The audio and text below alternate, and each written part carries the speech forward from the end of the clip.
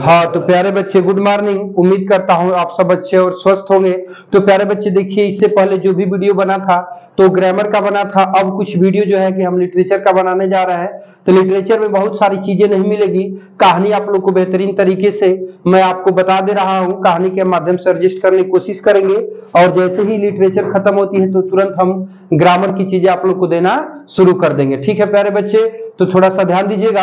अब इसमें हम लोग आगे की ओर बढ़ते हैं। जब आगे की ओर बढ़ रहे हैं प्यारे बच्चे तो थोड़ा सा बातचीत को बढ़ाते हैं। तो देखिए इस कहानी में क्या होता है प्यारे बच्चे, ध्यान से समझिएगा। तो इस स्टोरी में होता यह है कि जो है कि प्रोज का पहला लेसन है। लेसन का नाम है प्यारे बच्चे क्या, तो द लास्ट लेसन, अंतिम पाठ या अध्याय। ठीक है, अब इसके जो लेखक है प्यारे बच्चे वो है अल्फोंस डौडेट। ठीक है प्यारे बच्चे, तो इस कहानी में होता क्या है प्यारे बच्चे, तो इस कहानी में एक अध्यापक होते हैं जिनका नाम होता है प्यारे बच्चे हैमेल। क्या नाम होता है, हैमेल। ठीक है, एम हैमेल। और एक लेखक ही होता है जिसके की बचपन की अवस्था की ये कहानी है। तो लेखक का नाम रहता है नन्हा फ्रेंच। क्या नाम रहता है, नन्हा फ्रेंच। ठीक है प्यारे बच्चे, तो अब इस कहानी की शुरुआत होती है। तो कहानी की शुरुआत में प्यारे बच्चे ध्यान से समझिए, तो प्यारे बच्चे ध्यान दीजिएगा। तो कहानी में होता क्या है भाई आवाज मत कीजिए, ध्यान दीजिए।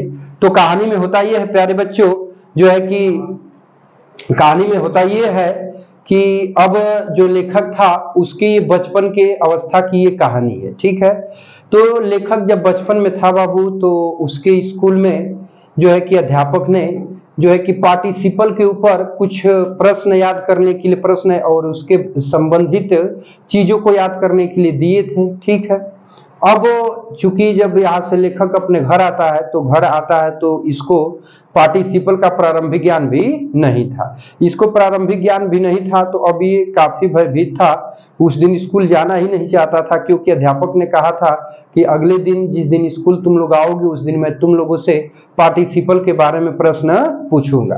इधर तो जो लेखक था इसको पार्टिसिपल का प्रारंभिक ज्ञान भी नहीं था, तो अब ये बहुत ज्यादा परेशान था, थोड़ा चिंतित था। ठीक है प्यारे बच्चों, चिंतित होने के पीछे जो है कि अब ये क्या कर रहा था कि आधे मन से स्कूल जाना ही नहीं चाहता था, बल्कि सोच रहा था कि आज स्कूल न जाए।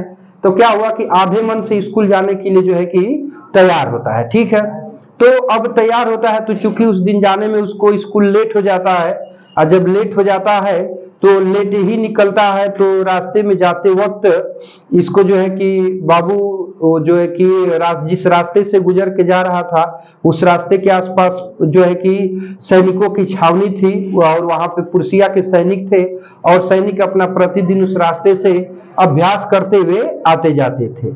और उसके साथ साथ दिन भी चमकीला था, साफ स्वच्छ था, पक्षी जो है पेड़ों पर चहचहा रहे थे, और सुबह का ही वक्त था। ठीक है, अब रास्ते में जाते हुए इसको पुरसिया के सैनिक अभ्यास करते हुए दिख जाते हैं। दिन साफ सुथरा स्वच्छ दिखता है, पक्षी चहचहाते हुए दिखाई दे जाते हैं, और वहां पर जो आसपास का वातावरण था वो बहुत ही बेहतरीन और सुंदर लग रहा था।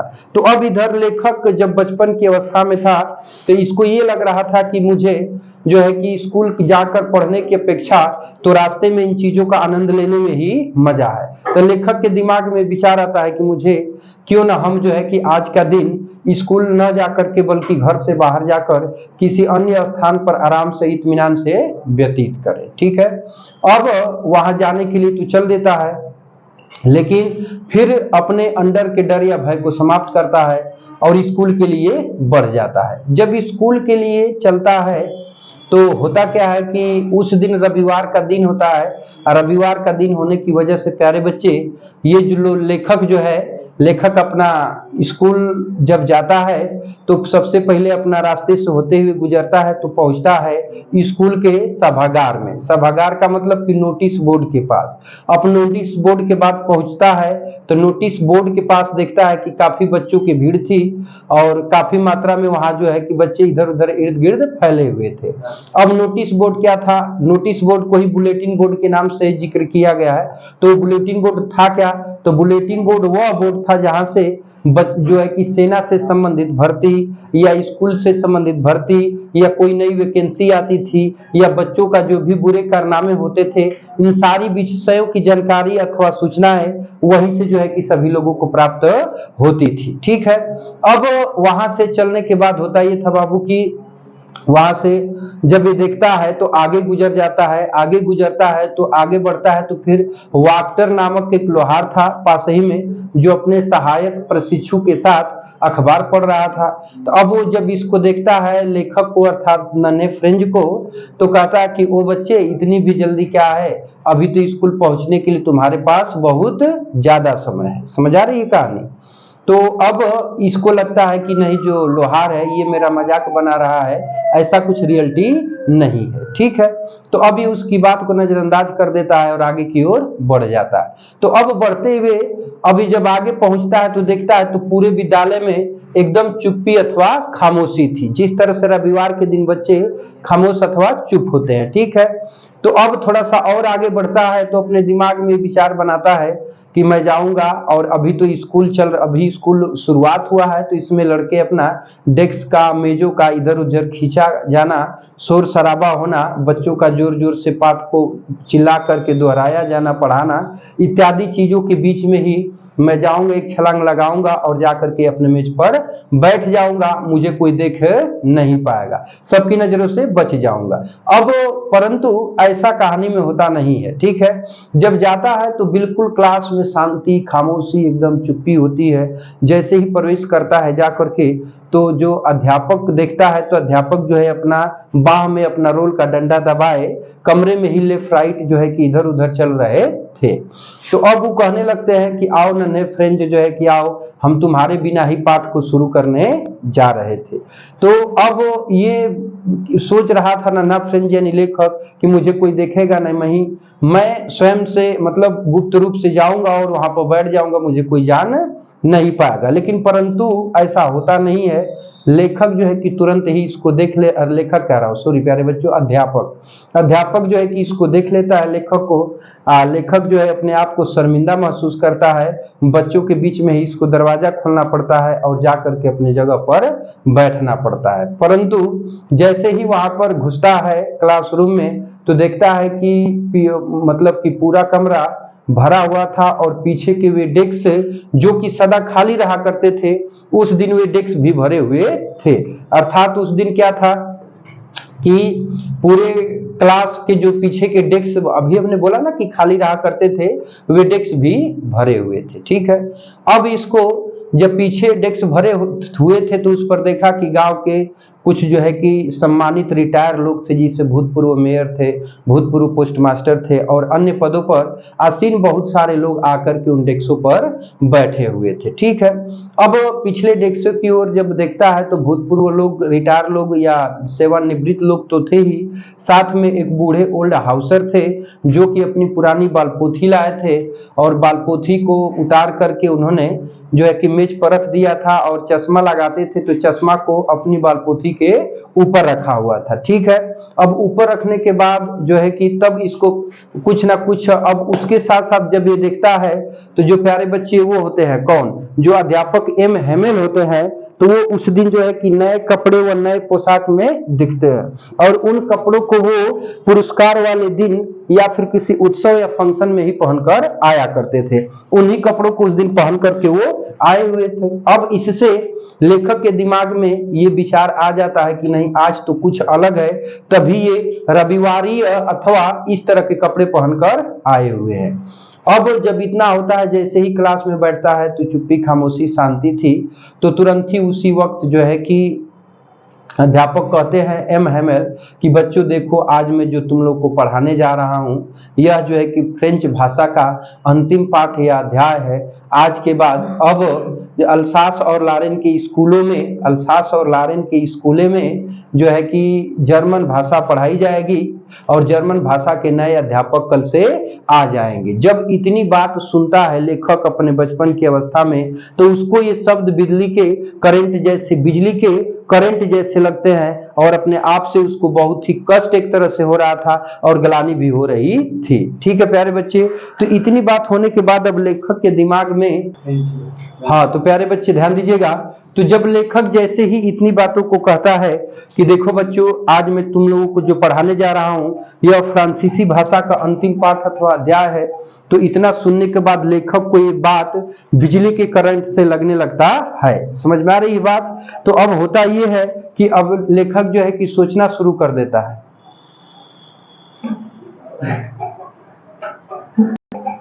हाँ तो प्यारे बच्चे, तो जब इतने शब्दों को सुनता है तो लेखक को इन शब्दों का झटका जो है बिजली के करंट सा लगता है। ठीक है, तो जब बिजली के करंट सा झटका लगता है तो इसको अपने आप से पछतावा होने लगता है। पछतावा क्या होने लगता है बाबू? तो ये कहता है कि काश हमने फ्रेंच भाषा को सीख लिया होता, अब हम लोगों को दोबारा फ्रेंच भाषा सीखने को मिलने वाली नहीं है, क्योंकि अब अगले दिन से फ्रांस, अल्सास और लॉरेन के स्कूलों में जर्मन भाषा में सारी चीजें पढ़ाई जाएगी।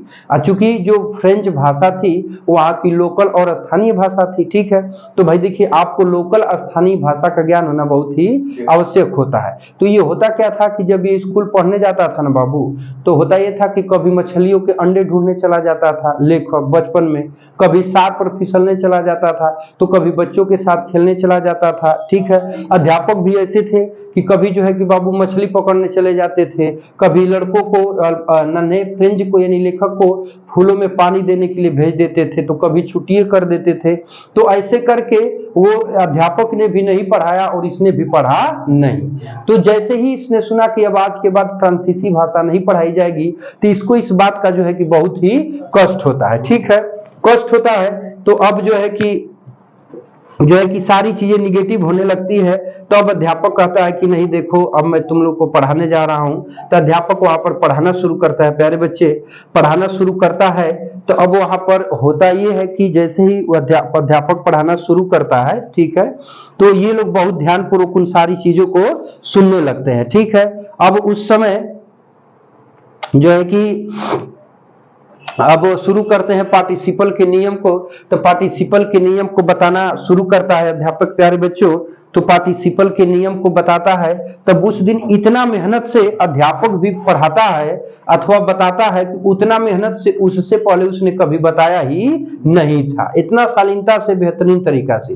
क्योंकि वहां जो अध्यापक था एमएमएल, उन्होंने उस विद्यालय में 40 वर्षों तक सेवा किया था और एक ही स्थान पर एक ही जगह पर रहते हुए 40 वर्षों तक उनको लोगों से, वहां की एक एक वस्तु से उसको लगा हो चुका था जो है कि अध्यापक को। तो अब ये उस स्थान को छोड़ रहे थे तो इनको भी कष्ट हो रहा था, ये भी अपने अंतर्मन के हृदय के कष्ट को व्यक्त कर रहे थे। इधर लेखक का तो ऊपर नीचे हो ही रहा था, क्योंकि भाई ये भी छोड़कर जाने वाला, अब चूंकि फ्रेंच भाषा तो पढ़ाई नहीं जाएगी। तो अब ये उस दिन ध्यान पूर्वक जो है कि जो इतिहास का पाठ होता है, लेखन का पाठ होता है, अथवा पार्टिसिपल की बात की जाए तो पार्टिसिपल्स के लेसन को भी पढ़ाया जाता है। तो उस दिन ये नन्हा फ्रेंच भी बहुत मन से पढ़ता है और उस दिन इसको सारी चीजें बेहतरीन तरीके से समझ में आती है। तो ये अपने आप को आश्चर्यचकित महसूस करता है कि हाँ, कितना आज बेहतरीन तरीके से हमको समझ में आ रहा है। काश ऐसे ही हमने पढ़ा होता तो आज तक तो हम बहुत कुछ सारी चीजें सीख ली होते, क्योंकि आज हमने बहुत बड़ी गलती की है। बहुत मुश्किल से ही मैं धीरे धीरे फ्रांसीसी भाषा को पढ़ना, फ्रेंच भाषा को सीख ही पाया था कि तब तक फ्रांसीसी भाषा को ही बंद कर दिया गया। तो ये बार बार इस बात को सोच करके लेखक जो है दुखी होता है। लेकिन जब वक्त भाई हाथ से निकल चुका है तो अब सोच के क्या करेंगे, कहीं कुछ भी होने वाला नहीं है। अब एक कहावत है ना हिंदी की, अब पछताए का होता है जब चिड़िया चुग गई खेत। तो जब समय बीत गया तो पछताने से कुछ नहीं होने वाला है। तो अब होता ही है बाबू कि फिर जो है कि लेखक अब बताते हुए कहता है कि पार्टिसिपल को पढ़ाता है और उसके बाद कहता है कि प्यारे बच्चों देखो, ये जो लास्ट जो मैं आप लोग को चैप्टर पढ़ाने जा रहा हूँ ये फ्रांसीसी भाषा का अंतिम अध्याय है। और उसके साथ साथ ये बात जान लो कि फ्रांसीसी भाषा या फ्रेंच लैंग्वेज जो है एक ऐसी लैंग्वेज है जो संसार की सबसे सर्वाधिक स्पष्ट और सबसे अधिक तार्किकी या लॉजिकली लैंग्वेज है, ठीक है। और किसी भी व्यक्ति को अपने देश की लोकल भाषा का ज्ञान होना बहुत ही आवश्यक है, क्योंकि किसी को भी अपने मातृभाषा का ज्ञान होता है तो यह ठीक उस तरह होता है जिस तरह से किसी एक जेल में कई सारे लोग बंद हो और उस जेल के ताले की चाबी उनके पास हो, लेकिन कब, जब कुछ लोग हों और उनको अपनी मातृभाषा का ज्ञान होगा। तो अगर आपको अपनी मातृभाषा का ज्ञान नहीं है तो फिर आप अलग अलग रूप में देखे जाएंगे, आपके अंदर यूनिटी नहीं मानी जाएगी, ठीक है। अब लेखक जो है कि इतनी सारी बातों को कह के संपन्न करता है। इधर तो एम हैमल का जो है कि अंदर से जो है कि नाना प्रकार की समस्याएं हो रही थी, ठीक है। अब कहानी धीरे धीरे आगे बढ़ती है बाबू। तो जो है कि अध्यापक अपना नए फ्रेंच के ऊपर आते हैं और कुछ प्रश्न कहते हैं कि प्यारे बच्चे देखो, मैं तुम्हें अब डांटूंगा नहीं, तुमको जो कुछ पार्टिसिपल नामक टॉपिक के ऊपर आ रहा है वो तुम चाहो सो बता सकते हो। तो अब चूंकि लेखक नन्हा फ्रेंच खड़ा होता है तो इसको पार्टिसिपल का प्रारंभिक शब्द भी पता नहीं था, वो बताएगा कहां से। तो अब वहां पर सीधे सीधे जो है कि लेखक जो है खड़ा हो जाता है, नीचे सिर करता है, नीचे का नीचे ही रह जाता है, ऊपर इसका सिर नहीं हो पाता है, ठीक है। प्यारे बच्चे बैठो, आवाज नहीं मारने लगेंगे। तो अब नन्हा फ्रेंच जो है शर्मिंदा महसूस करता है और उसके साथ साथ जो है कि अध्यापक उसके एम हैमल कहते हैं कि देखो नन्हे फ्रेंच, अगर फ्रेंच लैंग्वेज को नहीं सीख पाए हो अथवा नहीं पढ़ पाए हो तो इसके न पढ़ने के पीछे सिर्फ तुम ही इसके उत्तरदायी कारण नहीं हो, तुम्हारे न पढ़ पाने के पीछे तुम्हारे माता पिता, साथ में मैं भी क्या हूँ, उत्तरदायी कारण हूँ।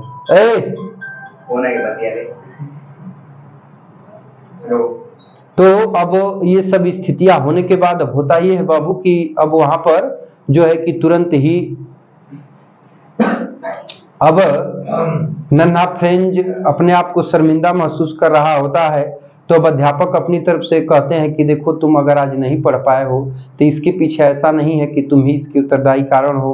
अगर देखा जाए तो तुम्हारे माता पिता ये कभी नहीं चाहते थे कि तुम पढ़ाई करो, वे सदा ये चाहते थे कि तुम किसी मशीन पर या आरा मिल पे काम करो और काम करके घर गृहस्थी का उनका खर्च बर्च चलाओ, ठीक है।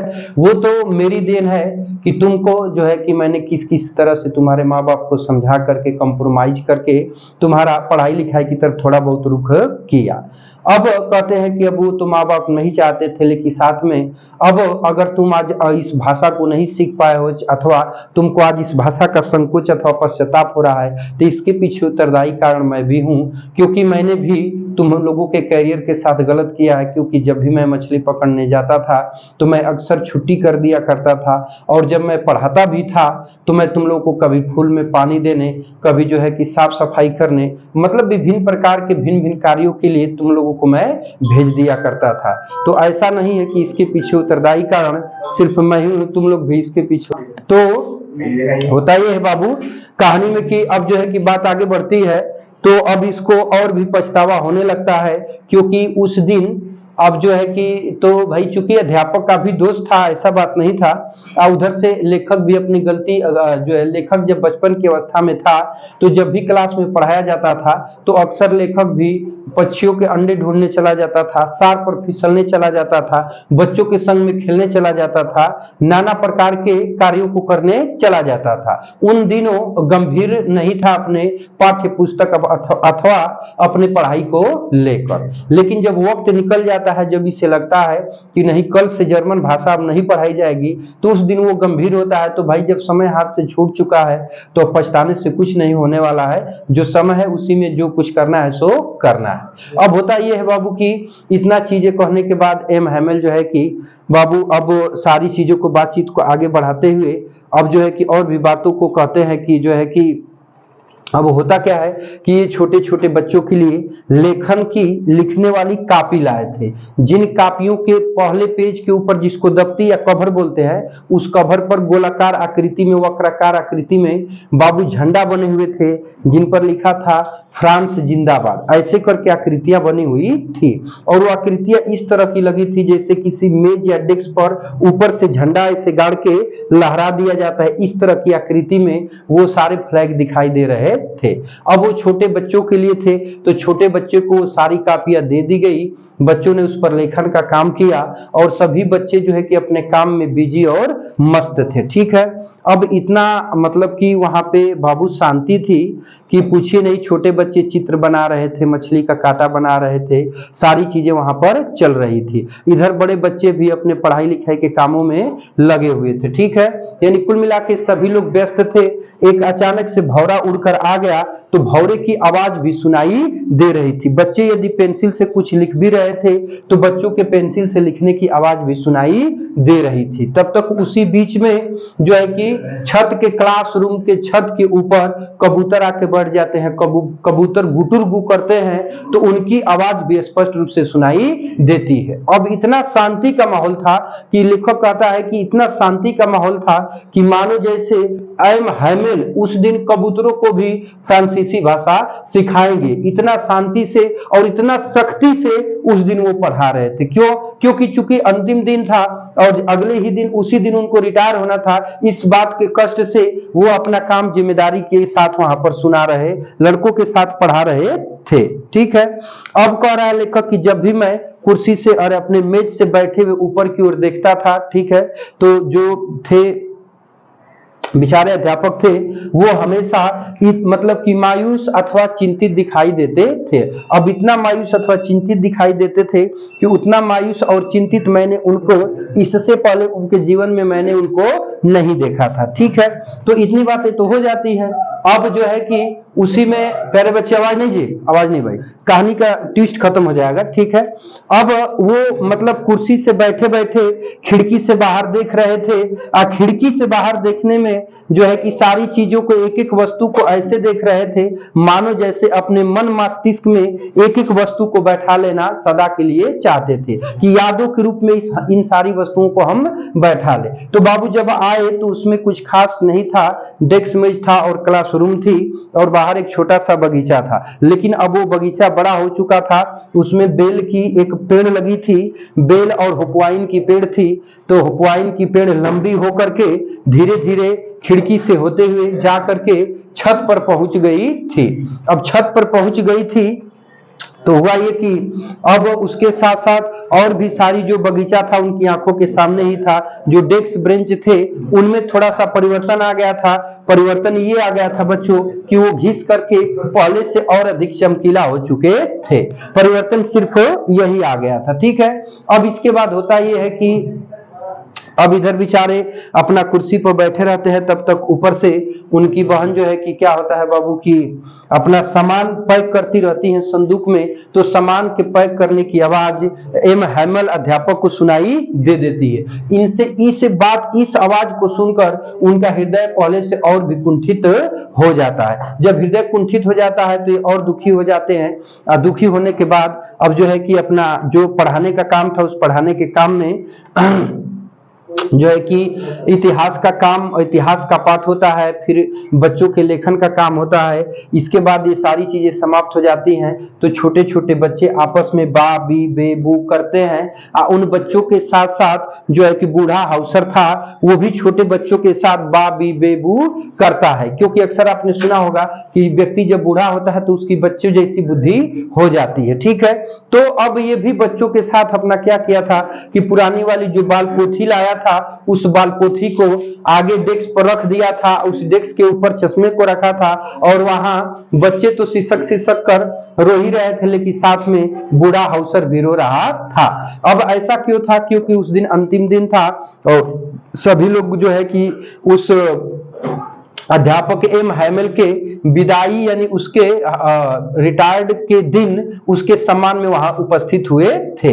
ठीक है, अब होता क्या है कि अब जो है कि विदाई के सम्मान में उपस्थित हुए थे, तो सभी लोग चूंकि दुखी थे क्योंकि उस अध्यापक ने उस विद्यालय में 40 वर्षों तक पढ़ाया था।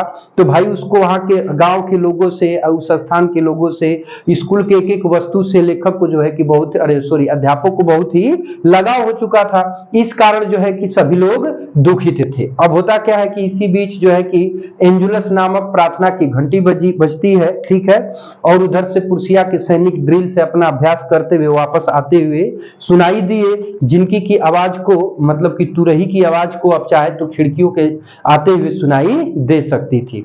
अब यूं होता यह है कि अध्यापक जो है कि कुर्सी पर से उठकर खड़ा होते हैं, एक चाक लेते हैं हाथों में, ठीक है।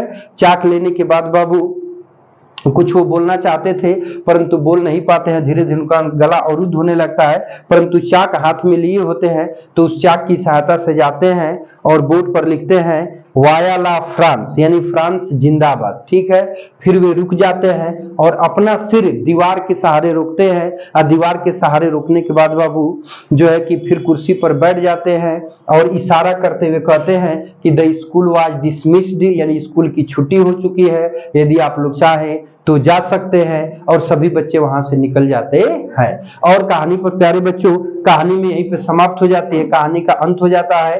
तो अब यहाँ पर तो चूंकि ये तो एक नजर रही हम लोग की कहानी, लेकिन कल से या अगली वीडियो में जब हम लोग मिलेंगे तो पैसेज वाइज मीनिंग लिखते हुए, चूंकि अभी हमारे पास तो इलेक्ट्रॉनिक बोर्ड है नहीं, लेकिन फिर भी ऐसे ही पैसेज के वर्ड पढ़ पढ़ को बोलते हुए आप लोग को मिलेगा, और पैसेज का अर्थ कहते हुए भी आप लोग को वीडियो मिल जाएगा। समझ में आ रही बातचीत? तो प्यारे बच्चे इस वीडियो में बस यही तक हम रहने देते हैं, शेष मिलते हैं नेक्स्ट वीडियो में। तब तक के लिए टेक केयर, बाय बाय, जय हिंद बच्चों। और यह एपिसोड देखने के लिए आप लोगों का बहुत बहुत धन्यवाद।